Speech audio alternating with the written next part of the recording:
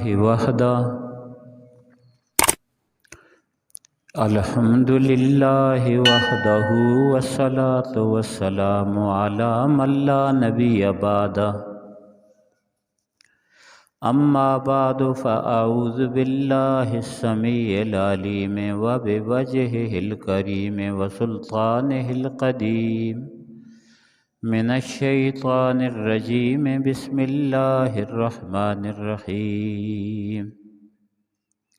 وَإِذْ يَمْكُرُ بِكَ الَّذِينَ كَفَرُوا لِيُثْبِتُوكَ أَوْ يَقْتُلُوكَ أَوْ يُخْرِجُوكَ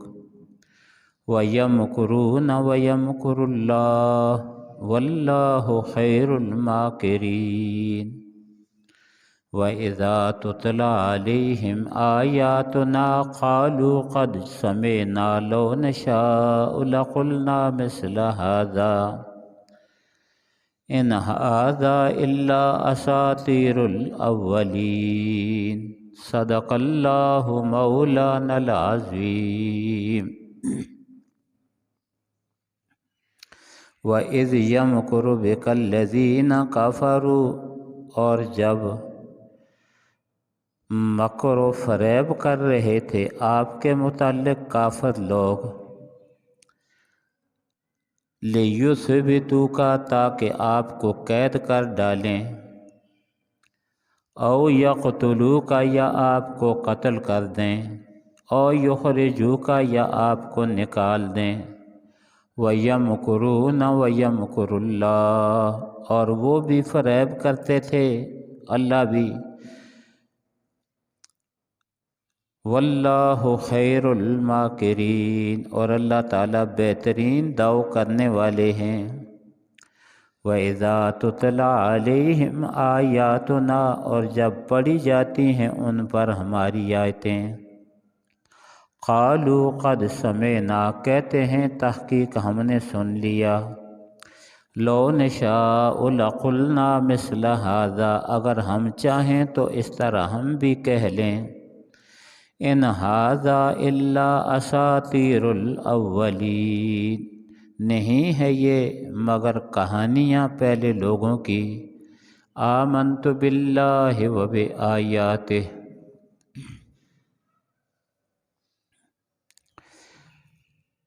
یہ آیتیں آپ کے سامنے کل بھی پڑھی تھیں۔ ان میں نبی اکرم صلی اللہ علیہ وسلم کے متعلق جو مشورے کر رہے تھے کہ دین اسلام کو کس طرح ختم کیا جائے، اس کا ذکر ہے۔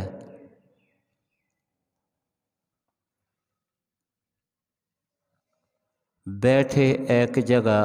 مشورہ کرنے کے لیے آپ نے مشورے کی جگہ میں، جس کو دار الندوہ کہتے تھے، اس کا نام تھا دار الندوہ، مشورے کی جگہ، وہاں اس بات پر غور و فکر کرنے لگے کہ اسلام کو کس طرح پھیلنے سے روکا جا سکتا ہے، اور یہ کہنے لگے کہ سب سے پہلے تو نبی اکرم صلی اللہ علیہ وسلم کے متعلق کہا کہ اس شخص کا معاملہ پورا کرو، تمام کرو، تب جا کر اسلام کو پھیلنے سے روکا جائے گا، پہلے اس کو ختم کرو۔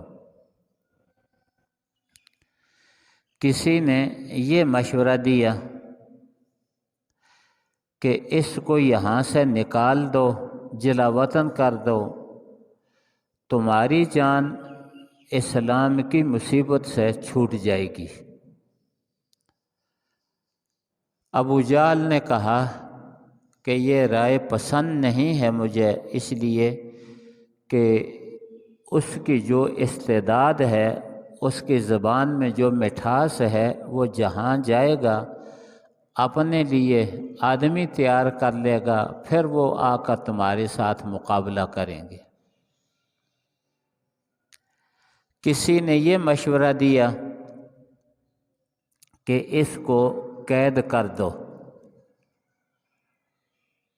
ابو جہل نے یہ کہا کہ اس کے جتنے جانثار ساتھی ہیں وہ قید میں نہیں چھوڑیں گے، اس کو قید سے رہا کر کے لے جائیں گے۔ اور پہلے ایک دفعہ سوشل بائیکاٹ کر چکے تھے، نہ صرف مسلمانوں سے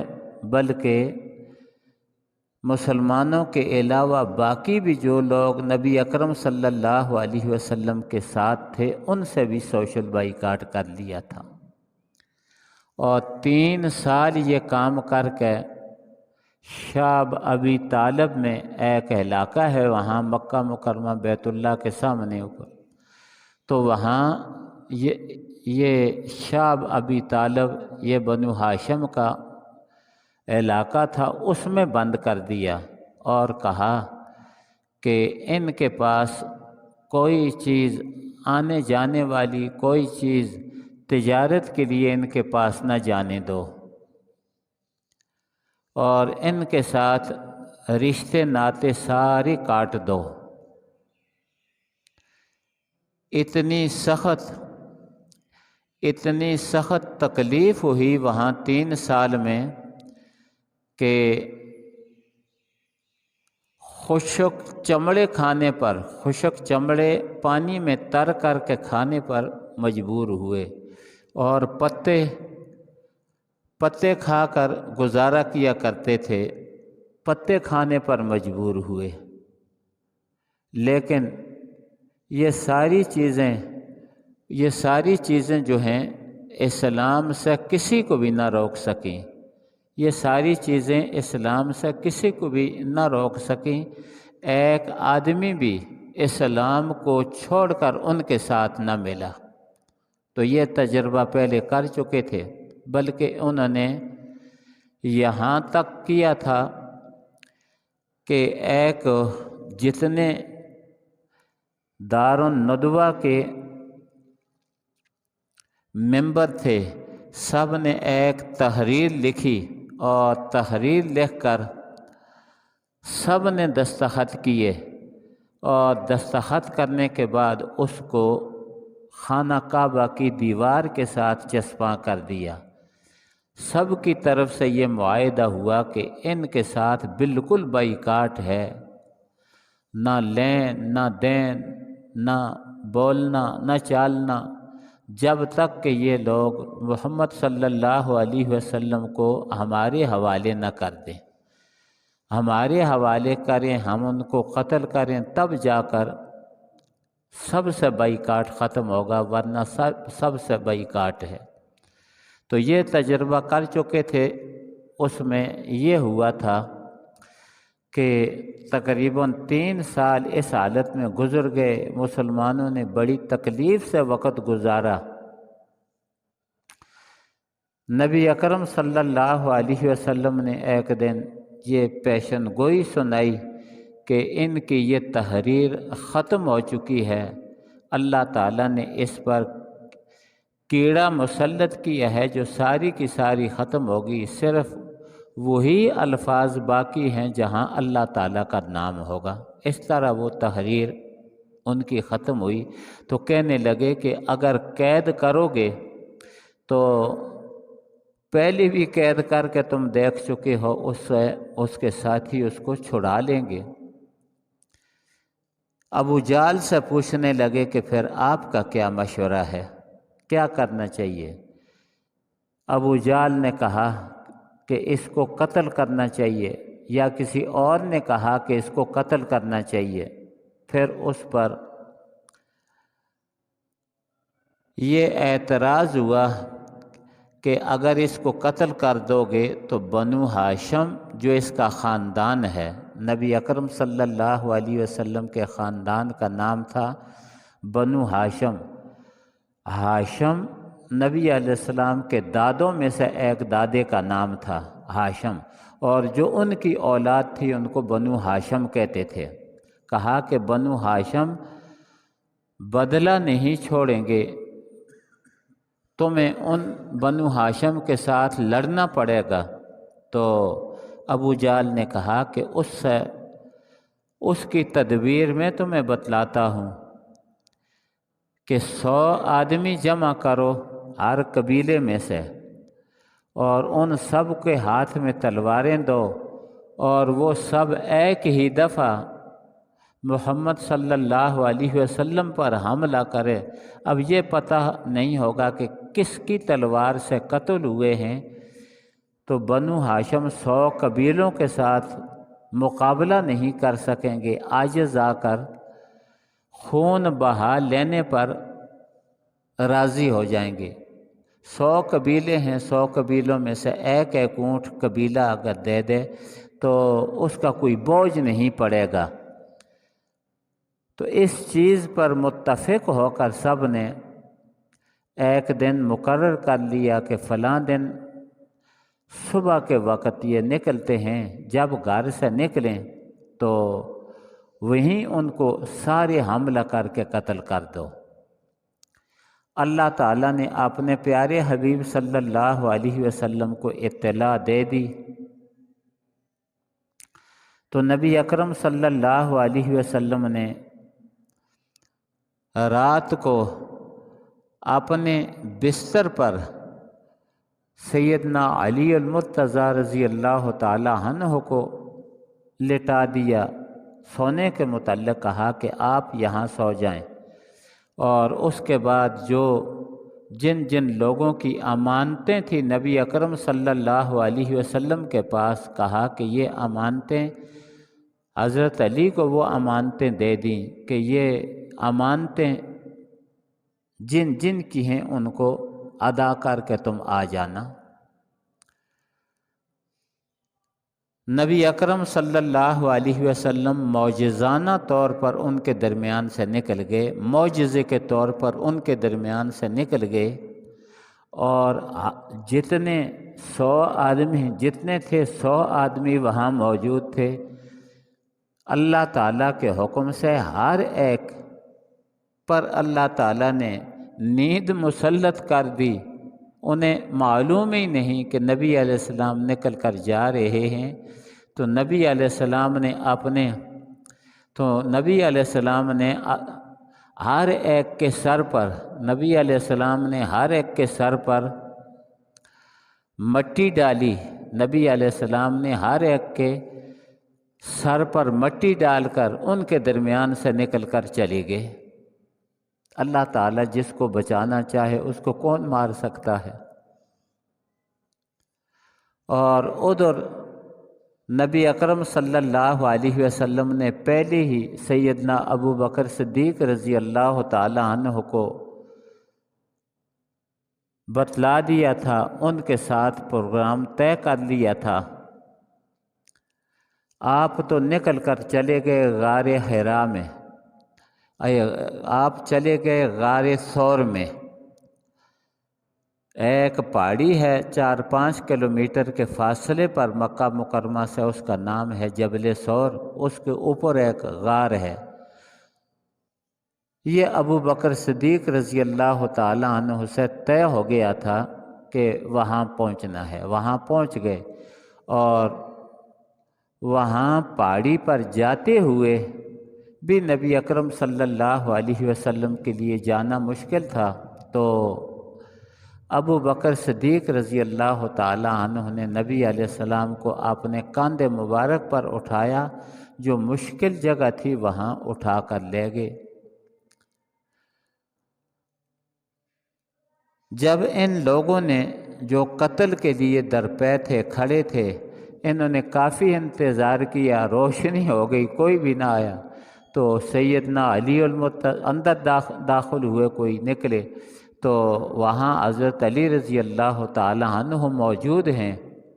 اور نبی اکرم صلی اللہ علیہ وسلم موجود نہیں۔ تو پوچھا کہ کہاں گئے؟ انہوں نے کہا مجھے کیا معلوم کہ کہاں گئے ہیں۔ تو بہرحال وہ ناکام اور نامراد ہو کر وہاں سے لوٹے۔ معجزانہ طور پر اللہ تعالیٰ نے اپنے پیارے حبیب صلی اللہ علیہ وسلم کو ان کی آنکھوں سے اوجھل کر دیا، وہ نہ دیکھ سکے، اور قرآن شریف کی سورہ یاسین کی آیت میں اس کی طرف اشارہ بھی ہے، وَجَعَلْنَا مِن بَيْنِ أَيْدِيهِمْ سَدًّا وَمِنْ خَلْفِهِمْ سَدًّا فَأَغْشَيْنَاهُمْ فَهُمْ لَا يُبْصِرُونَ۔ اللہ فرماتے ہیں کہ ہم نے ان کے آگے پیچھے ہر طرف پردے، دیواریں ڈال دی اور ان کو کچھ بھی نظر نہ آیا۔ نبی اکرم صلی اللہ علیہ وسلم نکل کر چلے گئے۔ تو ان آیتوں میں اس کا ذکر ہوا، وَإِذْ يَمْكُرُ بِكَ الَّذِينَ كَفَرُوا، جب کہ مشورے کر رہے تھے آپ کے متعلق کافر لوگ، لِيُثْبِتُوكَ کہ آپ کو قید کر دیں، اور يَقْتُلُوكَ یا آپ کو قتل کر دیں، اور يُخْرِجُوكَ یا آپ کو نکال دیں۔ وَيَمْكُرُونَ وَيَمْكُرُ اللَّهُ، فرمایا وہ بھی مکر و فریب داؤ کر رہے تھے کہ کس طرح قتل کیا جائے، اور اللہ تعالیٰ یہ تدبیر فرما رہے تھے کہ کس طرح بچانا ہے۔ تو واللہ خیر الماکرین، اور اللہ تعالیٰ بہترین تدبیر کرنے والے ہیں۔ اللہ تعالیٰ کی تدبیر غالب آ گئی، ان کی ساری تدبیروں پر اللہ تعالیٰ کی تدبیر غالب آ گئی۔ نبی علیہ السلام چلے گئے، ان کو پتہ ہی نہ چلا۔ اسی طرح کے الفاظ آتے ہیں سیدنا عیسیٰ علیہ نبینا علیہ الصلاۃ والتسلیمات کے متعلق، کہ یہودیوں نے عیسیٰ علیہ السلام کو قتل کرنا چاہا۔ یہودیوں نے، حالانکہ عیسیٰ علیہ السلام تورات کی تصدیق کے لیے آئے تھے، تورات کی تعلیمات کو عام کرنے کے لیے آئے تھے، یہودیوں نے تورات کو بگاڑ کر رکھ دیا تھا۔ تو اللہ تعالیٰ نے عیسیٰ علیہ السلام کو بھیجا تھا کہ تورات کی تعلیم دیں لوگوں کو، تورات کی تصدیق کریں۔ ان کے مذہب کی تصدیق کر رہے ہیں، لیکن وہ ظالم پھر بھی عیسیٰ علیہ السلام کے مخالف ہیں کہ یہ دین کی باتیں کیوں کرتا ہے، دین پر عمل کی باتیں کیوں کرتا ہے، تورات پر عمل کی باتیں کیوں کرتا ہے۔ بادشاہ سے اجازت لے لی عیسیٰ علیہ السلام کو قتل کرنے کی، اور اسی طرح انہوں نے 2-4 آدمی جمع کیے اور حضرت عیسیٰ علیہ السلام کے گھر کا محاصرہ کر لیا کہ جب یہ نکلیں گے، سب کو گھر سے نکلنے کا وقت معلوم تھا، جب گھر سے نکلیں گے تو ان کو قتل کر دیں گے۔ تو کافی روشنی ہو گئی، وہ گھر سے نہ نکلے، تو ایک آدمی ان کا اندر داخل ہوا۔ اس اثناء میں حضرت عیسیٰ علیہ السلام کو اللہ تعالیٰ نے زندہ آسمانوں پر اٹھا لیا، اور ان کا اپنا جو آدمی داخل ہوا تھا عیسیٰ علیہ السلام کو دیکھنے کے لیے کہ اندر ہیں بھی یا نہیں، تو یہ داخل ہوئے، اس کے بعد آنے میں تاخیر ہو گئی، تو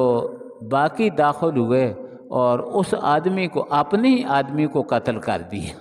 قرآن شریف میں اس کے متعلق آتا ہے کہ وَمَا قَتَلُوهُ وَمَا صَلَبُوهُ وَلَكِنْ شُبِّهَ لَهُمْ وَمَا قَتَلُوا یقینا، فرمایا نہ عیسیٰ علیہ السلام کو وہ قتل کر سکے، نہ عیسیٰ علیہ السلام کو سولی چڑھا سکے، بلکہ انہوں نے اپنے آدمی کو قتل کر دیا۔ اور اب بادشاہ کو بتلانا تو تھا، اگر بادشاہ کو یہ بتلاتے کہ جی ان کا تو پتہ نہیں ہے،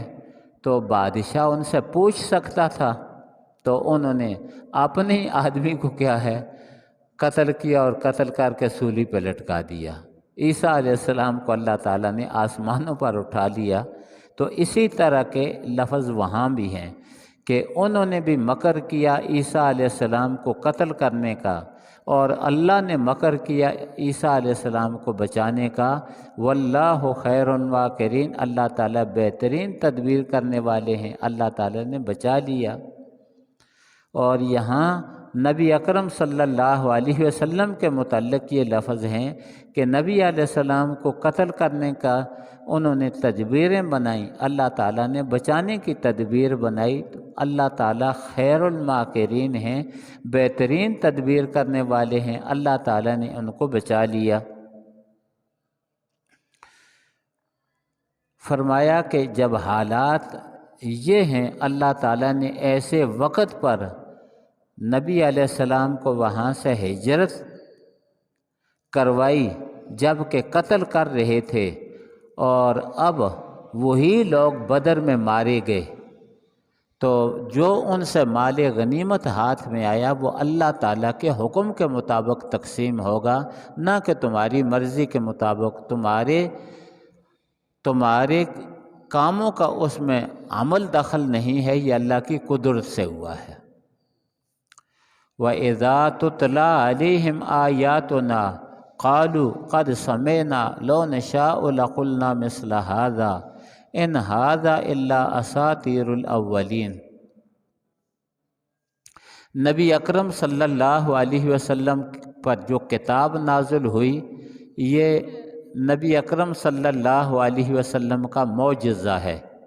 یہ نبی اکرم صلی اللہ علیہ وسلم کا معجزہ ہے، معجزانہ کلام ہے۔ پہلے پارے میں گزر چکا ہے کہ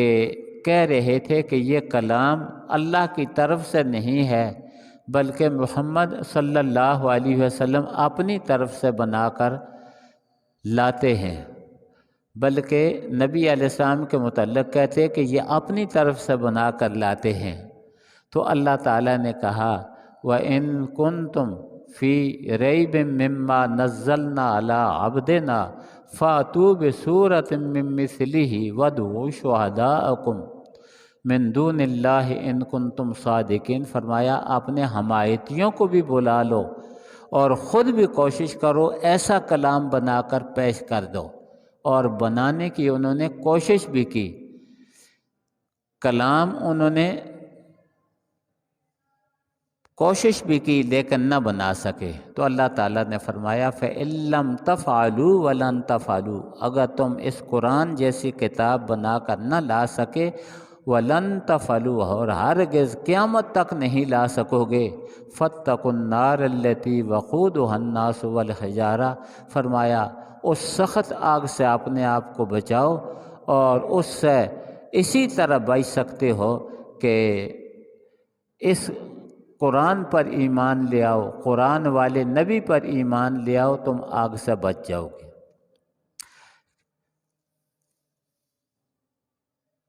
جب یہ سورت نازل ہوئی، چھوٹی جیسی سورت قرآن شریف کی، اِنَّا أَعْطَيْنَاكَ الْكَوْثَرَ فَصَلِّ لِرَبِّكَ وَانْحَرْ إِنَّ شَانِئَكَ هُوَ الْأَبْتَرُ، تو ایک صحابی نے اس سورت کو لکھا اور لکھ کر بیت اللہ شریف کی دیوار کے ساتھ لٹکا دیا، جہاں کبھی انہوں نے وہ لکھا تھا، وہ معاہدہ لکھا تھا کہ مسلمانوں سے اور مسلمانوں کے حامیوں سے، مسلمانوں کے اور مسلمانوں کے حامیوں سے بائیکاٹ ہے، اور وہاں یہ چیلنج بھی لکھ دیا گیا کہ اگر کوئی شک ہے تو ایسے کرو، ایسی کتاب، ایسی عبارت بنا کر لے آؤ۔ تو ان کی کمیٹی بنی ہوتی تھی جو دیکھتے تھے کہ اس کمیٹی میں یہ دیکھتے تھے کہ یہ جو کلام کسی نے لا کر وہاں لٹکایا ہے، جو پہلے کا کلام ہے وہ بہتر ہے یا یہ بہتر ہے۔ 7 قصیدے ہیں جن کو ہم طالب علموں کو اپنے مدرسوں میں پڑھاتے رہتے ہیں،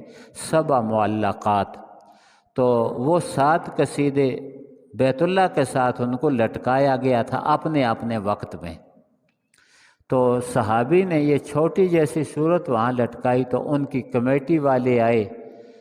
دیکھنے کے لیے کہ یہ کس نے لٹکایا ہے، کیسا کلام ہے۔ تو اس نے جب پڑھا اِنَّا أَعْطَيْنَاكَ الْكَوْثَرَ فَصَلِّ لِرَبِّكَ وَانْحَرْ إِنَّ شَانِئَكَ هُوَ الْأَبْتَرُ، تو اس نے یہ فیصلہ لکھ دیا اپنا کہ اس کا مقابلہ نہیں ہو سکتا، ما هذا کلام البشر، یہ کسی بشر کا کلام نہیں۔ تو واقعی یہ بات ٹھیک ہے، وہ رب البشر کا کلام ہے، لیکن کبھی کبھی لوگوں کو دھوکہ دینے کے لیے وہ کہتے تھے، قرآن کے متعلق یہ کہتے تھے وَإِذَا تُتْلَىٰ عَلَيْهِمْ آیاتنا، اور جب پڑھی جاتی ان پر ہماری آیتیں قرآن شریف، قَالُوا قَدْ سَمِعْنَا، کہتے ہم نے سن لیا، یہ کلام ہم نے سن لیا، یہ تو اپنی طرف سے بنا کر لایا ہے، لَوْ نَشَاءُ لَقُلْنَا مِثْلَ هَٰذَا، اگر ہم چاہیں تو ہم بھی اس طرح کہہ سکیں، ایسا کلام پیش کر سکیں، ان ھذا الا اساطیر الاولین، یہ تو سارے قصے کہانیاں افسانے ہیں پہلے لوگوں کے، اور تو کچھ نہیں۔ کہنے کو تو کہتے، لیکن جب چیلنج دیا گیا کہ اگر یہ انسان کا کلام ہے تو تم بھی انسان ہو، تم بھی عربی بولنے والے ہو، فصیح بلیغ ہو، ایک دوسرے کے ساتھ مقابلہ ہے، تو ایسا کلام یا اس کی ایک صورت تو بنا کر لے آؤ، نہ لا سکے۔ یہاں یہ ہے کہ کہتے تھے ہم بھی لا سکتے ہیں، ہم بھی، قالوا قد سمعنا، ہم نے یہ کلام سنا، لو نشاء لقلنا مثل ھذا، اگر ہم چاہیں تو اس طرح ہم بھی کہہ سکتے ہیں،